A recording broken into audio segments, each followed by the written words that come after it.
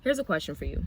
When you think about the person you want to do life with, your mate, your spouse, your partner, what are some of the specific characteristic traits that come to mind when you're like, you know what, I need the person that I'm gonna be with for the rest of my life to have in order for us to make this thing work? For a lot of us, we want things like someone who's a great communicator and someone who we can trust, someone who is a hard worker, ambitious, and family oriented, and just all of these different things. And all those things are amazing. I think that oftentimes when we're on the receiving end of that, we get a little bit intimidated, whether we want to admit it or not, or whether we recognize it as such or not. We get a little bit intimidated by the, requirements that the other person wants from us, or desires from us. And it kind of gets us in this stuck state where we just either feel like we don't measure up, or we try to overcompensate, or we just don't even want to pursue the relationship altogether. And I really think it's important for us to know that just because I'm asking of you, hey, I want to be in a relationship where the communication is strong, where we have great communication, or I want to be with someone who has a strong relationship with God, or I want somebody who I can trust and somebody who's faithful to me, and all of this stuff. Don't think that the person is asking for a finished product of that trait. Now, that's very important, because there are people out there who do expect a finished product of whatever it is that they're looking for. And I'm not talking about those people. I'm talking about people who genuinely, want these things. But really, what we want is effort from one another, right? You may not be a great communicator right now, but if you recognize that and you're willing to put in the work to be a great communicator, then I'm all for it, right?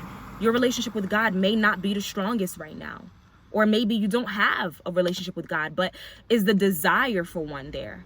Maybe you're thinking to yourself, dag, I have cheated a couple times in the past, or I do have this issue with infidelity or whatever, but it does not mean that you're not capable of being faithful. You get what I mean? And I'm not saying that we need to be spoon feeding or holding people's hands for little things. We should always be working on ourselves, but I just don't want us to get so intimidated by the list or by the requirements, the things that are required of us from a potential spouse, and make us think that, we don't measure up, or that we're incapable of achieving whatever that trait is. Like I said, you may not necessarily be a great communicator right now, but do you have the desire, the want to become a great communicator? Are you willing to put in whatever work it takes for us to make this thing work? Okay, you've made some mistakes in your past, but are you intentional about ensuring that you don't cheat again in future relationships and things of that sort? Okay, maybe you don't really consider yourself to be very outgoing and very fun, but hey, are you willing, are you open to the suggestion of us having fun together, being in a relationship where it's not just so serious and it's just so mundane every single day, the same things are the same? Are you open to that? Are you receptive of that? Maybe you didn't grow up in a household where the family bond was so tight, and so you don't really know how to do this, or maybe you're just lacking certain things in that area of how to be family oriented, because all you know is work, get it done, and this, that, and a third. But are you open to the idea of being family oriented, of being this type of person? And I think once we get past that, we can get past through a lot of trauma, because we're not looking for perfection. It is unfair of any person to look for perfection in someone else when you yourself are not perfect. And so you will know who you can eliminate right off the bat, right? But the people that genuinely have an interest in you, they're not going to be looking for perfection in you. And so when someone says something like, yeah, I want somebody who's a great communicator, somebody who's this and somebody who's that, like moral things and valuable things, not just, superficial things, don't be afraid of those things. Don't think that you need to be that right now, because that creates a lot of problems. Because now if you want to continue to pursue this relationship with this person, yet you feel incompetent in that area, you feel like you're lacking in that area, there are a couple things that can go wrong. You're either going to try to overcompensate in other areas just so you don't look weak or look vulnerable or look like you don't know how to do this, and it's going to come out wrong. Or you're just going to completely shut down where you don't even you're like, well, it is what it is. I don't have this. I don't know how to communicate well, or I don't know. You knew this from the start, and this, that, and the third. It's like you're already shortchanging yourself and selling yourself short because of the fear from going through the process of becoming better at this.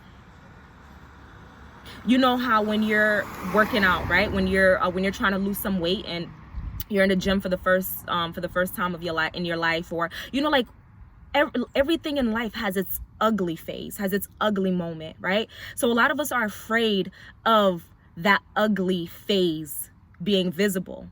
So it's not going to be pretty when I have to learn how to be a better communicator. It's not going to be pretty when I have to learn how to be more family oriented. And it's not going to be pretty when I have to learn how to be more sentimental and more supportive and more this and more that and more affectionate. And so a lot of us hide behind that, and our ego gets in the way and make us not even put in the effort to begin with. And so I want us to really just rip that from its root and just challenge ourselves. Oh yeah, so you want somebody who's this, you want somebody who's ambitious, and somebody who, is faithful, and somebody who is supportive, and somebody who's this. Well, you know what? I don't have that all the way together yet, but I'm willing to put in the work. I'm willing to do this because I want to be with you, or because I want to better myself. I know that I'm lacking in this area, and so I am willing and open to do this. And it's very, very important that we understand that. It's all about the effort. And do you have that desire, that longing, that inclination, if you will, to want to get there? But a lot of us just stop at the door where, it's either, well, I ain't got it. Well, I ain't a great communicator. And you knew my past, or I'm not this, or I'm not that. Let's stop that. That's not healthy. That's not progressive.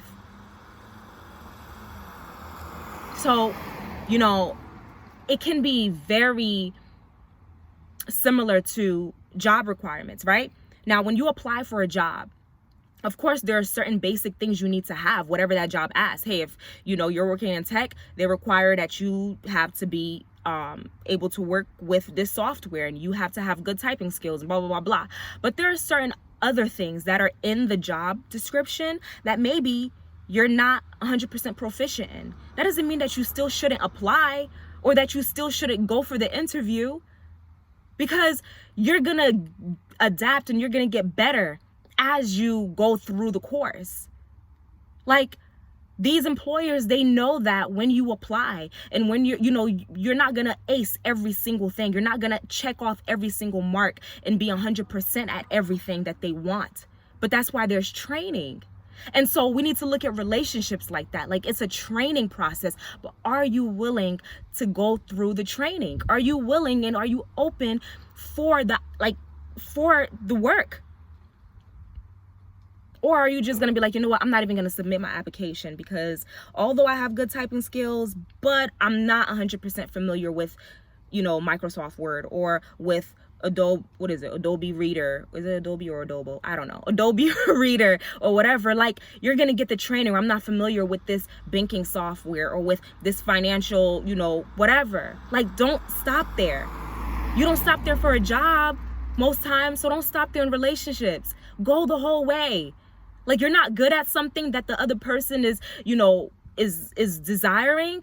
That's okay. Let it be known, and then make yourself open for that, if that's what you want.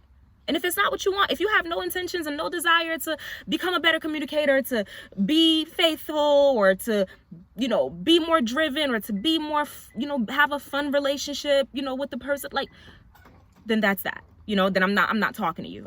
This is not who I'm talking about. I'm talking about the people who want to change, right? And so y'all know I always love to tie everything back to a relationship with God. And that's the same thing that God wants from us. That's why he gives us the image of Jesus, because he's showing us that it is possible to have true, genuine relationship with him. Yesterday's verse of the day was Hebrews 11 verse 6, and it talked about the faithfulness that we need to have. The faith that we need to have in order to have a good relationship with God. And so essentially it was just saying that it is impossible to please God without faith. And what is faith? We overcomplicate faith. Faith essentially is just that trust and love in God our Father. Now, all of the external things, that's what gets us lost. They are important. Trust me, they are. We need to know our word, and we need to seek him, and we need to do all of this stuff. But what God wants most is to have our hearts. He wants us to have faith in him. So if you're not open to faith, if you're not open to having that strong desire, that strong connection with God, all the other things are meaningless. You can read as many verses as you want. You can go to church 20 times a week if you want to. Never miss a service. Go to every convention, every revival, every whatever. But it starts in the heart. It starts with God having your heart. And so for those of us who struggle with a relationship with God, or with the beginning stages of a relationship with God, don't get stuck in that preliminary phase. It seems like this giant wall that stands between you and God, all this faith thing and this, that, and the third. It's just faith. It takes work, because constantly you must be strengthening your faith, right? When you put your trust in God, it's a blind trust. That's what faith is. It's literally a blind type of trust. And then, as I'm going into it blindly, I'm saying, even if things don't work out the way that I want it to, even if I don't get this outcome that I expected, I still trust you and I still love you. That's relationship with God. So I just gave you guys an example of how to have relationship with one another, and not to get so stuck in the the list and the requirements of the things that are required to have a stable and a good relationship with somebody. And then also the same thing with your jobs, right? Don't get stuck in the things that you're not so good at and never actually put yourself out there. The same thing with God. Don't get stuck in the background. Don't get stuck thinking that you got to be this perfect Christian, or you got to have it all together. You got to read your word, you do got to read your word, but you got to know your word from front to back. And, you got to go to every service, and you got to be this, whatever, that'll come. You'll get there. But first, it got to start with the faith. Your faith in God. How strong is your faith in God? You opening yourself for a relationship with God. The relationship won't just happen like that. And one thing that I will tell you is, when the trust and the faith and the relationship with God happens like that instantly, it's usually due to an uncomfortable circumstance. Like something tragic usually happens to people at times to kind of make you snap out of it and realize that God's been here the whole time, or to make you fully dependent on God. And I would hate for that to be our story. I'm sick and tired of seeing that so many people's stories. I mean, I'm grateful for it. At least God got through to them some way, somehow. But we need to change that narrative. Why don't we just open ourselves up to his love? Open ourselves up to a relationship with him early on. Say, God, you know what? I don't know what it takes, but I'm going to step into this with faith. This thing called relationship with you, I'm willing to give it a shot. I am opening myself up. I'm not going to focus on all the negative. I'm not going to focus on what's happening around me. I just want to put my trust and my faith in you, and I need you to teach me how to do that. I hope that, what I've said was helpful to you guys today. Please let me know if you have any questions, if you have any comments, drop them below, or just anything. So that's all I have for y'all. See y'all on the next one.